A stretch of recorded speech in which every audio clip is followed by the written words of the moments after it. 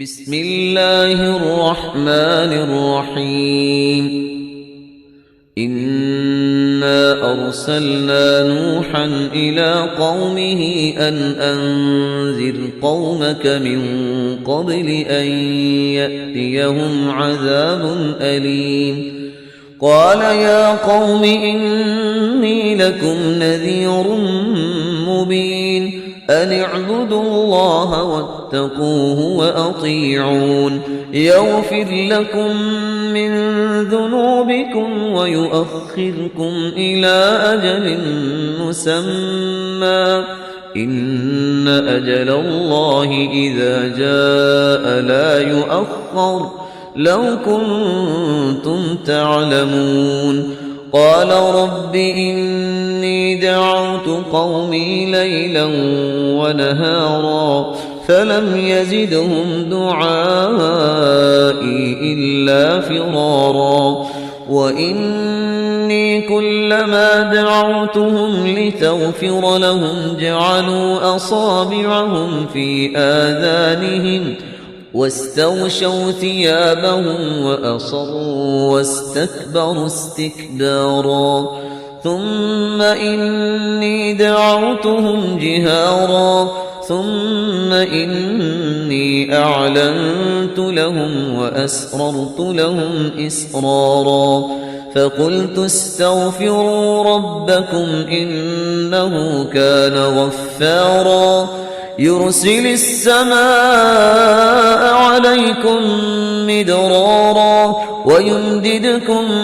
بأموال وبنين ويجعل لكم جنات ويجعل لكم أنهارا ما لكم لا ترجون لله وقارا وقد خلقكم أطوارا ألم تروا كيف خلق الله 7 سماوات طباقا وجعل القمر فيهن نورا وجعل الشمس سراجا والله أنبتكم من الأرض نباتا ثم يعيدكم فيها ويخرجكم إخراجا والله جعل لكم الأرض بساطا لتسلكوا منها سبلا فجاجا.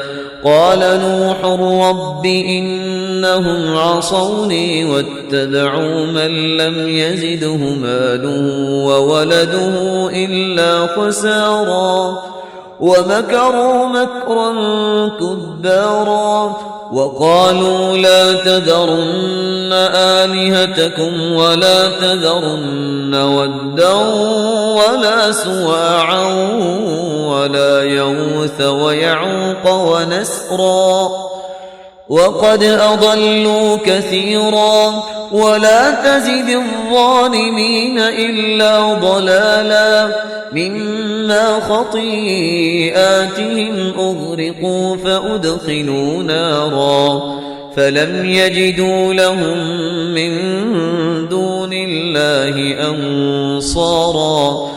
وقال نوح رب لا تذر على الأرض من الكافرين ديارا إنك إن تذرهم يضلوا عبادك ولا يلدوا إلا فاجرا كفارا.